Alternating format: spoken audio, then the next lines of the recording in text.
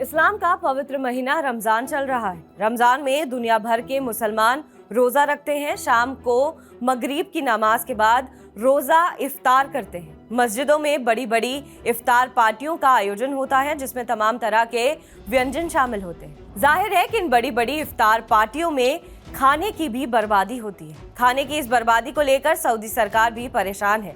आंकड़ों की माने तो रमजान के महीने में खाने की बर्बादी और बढ़ जाती है, जिसको लेकर सऊदी सरकार ने चिंता जाहिर की है।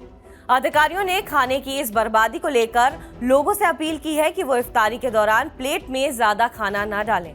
सऊदी अरब में वेस्ट होने वाला खाना खासकर मांस पर्यावरण के लिए बड़ा खतरा माना जा रहा है। जल और कृषि मंत्रालय के मुताबिक रमजान के दौरान बड़ी मात्रा में मांस लैंडफिल और डंप में चला जाता है और ये कचरा खेती के लिए गंभीर चुनौतियां पैदा कर रहा है।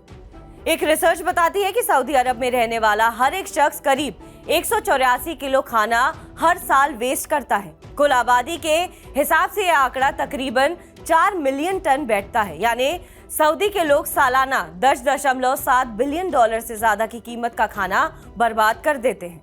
ये डेटा सभी खाद्य पदार्थों के लिए 18.9% नुकसान को दिखाता है। जानकारों का मानना है कि इसके पीछे की सबसे बड़ी वजह लोगों में खाने की बर्बादी के प्रति घटती जागरूकता है।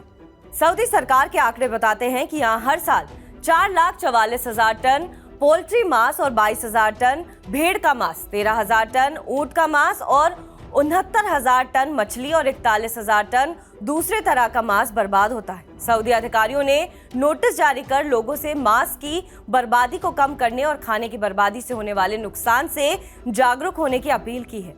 देश के सस्टेनेबल डेवलपमेंट के लिए लोगों को सरकार की मदद करने का आग्रह किया है।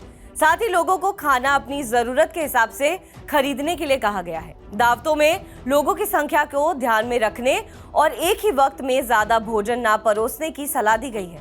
इस नोटिस में बचे हुए भोजन को दान करने की भी सिफारिश की गई है।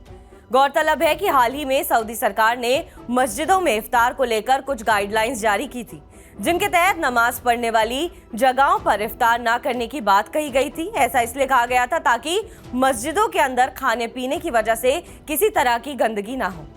बहरहाल हमारी इस खबर पर आपकी क्या राय है, कमेंट के जरिए जरूर बताएं। बाकी देश और विदेश की तमाम खबरों से अपडेट रहने के लिए सब्सक्राइब करें हमारा YouTube चैनल TV9 भारतवर्ष।